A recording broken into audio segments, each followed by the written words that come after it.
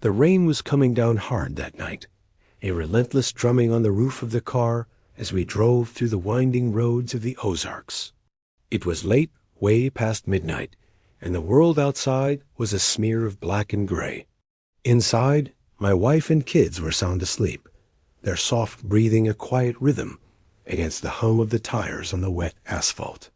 I was fighting a losing battle with my eyelids. They felt like they were weighted down with lead, sagging lower and lower with each passing mile. The car, responding to my fatigue, began to drift, its wheels kissing the gravel of the shoulder. My head nodded forward, just for a second. And then, everything changed. The radio, which had been dead silent for the past hour, exploded with a raw, electrifying snarl. It was a sound I'd never heard before I distorted. Primal punk anthem being thrashed out on what sounded like a cigar box guitar. It was aggressive, chaotic, and it jolted me awake like a shot of pure adrenaline. Before I could even process the music, a voice boomed from the speakers, a gravelly, deep rumble that seemed to shake the very frame of the car. "I'm the Bull Shoals Boogie Man," it declared, on WBUL Elm Radio from beyond the veil. "Wake up, late-night driver." The voice was both menacing and strangely comforting, a guardian angel with a voice like sandpaper. My hands tightened on the steering wheel, my heart pounding in my chest. I was wide awake now, more awake than I'd been all day. The raw punk sound abruptly slammed into a frantic, high-octane rockabilly beat, the kind of music that makes you want to drive faster to chase the horizon. The energy was infectious, a stark contrast to the sleepy, rain-soaked night. Up ahead, a soft neon glow cut through the fog, a beacon of light in the darkness, a gas station. I signaled and pulled in, the tires crunching on the wet pavement. The sudden stop woke everyone up. "What's going on?" my wife asked, rubbing her eyes. "Coffee break," I said, trying to sound casual. "And snacks." My treat. As the kids piled out, excited by the unexpected late-night adventure, I glanced back at the radio. It was silent again. Just static. We got back in the car a few minutes later, armed with hot coffee, sugary drinks, and bags of chips. The car felt warmer, safer. As I started the engine, my wife, who had been scrolling on her phone, looked up with a curious smile. "You won't believe this," she said. "While you were paying, I looked up that radio station you mentioned. There's a local legend about a ghost DJ called the Bull Shoals Boogie Man. The story says his station went off the air decades ago, but he still broadcasts from the other side when a driver needs him most to keep them safe on these dark roads." A shiver went down my spine. I looked at the radio dial, still tuned to the AM band, still hissing with nothing but empty static. The music, the voice, had I imagined it? But I knew I hadn't. It had been too real, too visceral. I didn't say anything, just pulled back onto the foggy highway and whispered a silent thank you into the night. We drove on, the fog getting thicker as we neared Harrison. The world outside was a formless gray void, and my headlights barely pierced the gloom.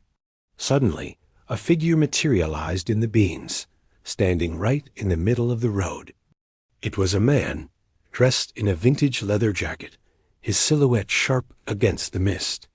In his hands, he held a small rectangular object, a cigar box. I slammed on the brakes, my heart leaping into my throat. The car screeched to a halt. I stared out the windshield. My breath held tight, but the road was empty. There was no one there. Confused and shaken, I was about to drive on when something on the dashboard caught my eye. It was a small, yellowed business card that definitely hadn't been there before. I picked it up. The print was old-fashioned, slightly faded. It read WBULLAM, the voice of the void, keeping you between the lines since 1954. And below that, request line, just scream. I flipped it over. On the back, written in a hurried, scratchy script, were the words, "Drive easy, brother." I've got the graveyard shift covered." As I stared at the impossible message, a small voice piped up from the back seat. It was my daughter, giggling. "Daddy," she said, her voice clear as a bell. "The guitar man says hi." My blood ran cold. How could she possibly know? A man, the card, the voice on the radio. It was all connected. A ghostly network watching over lonely travelers in the Ozark night.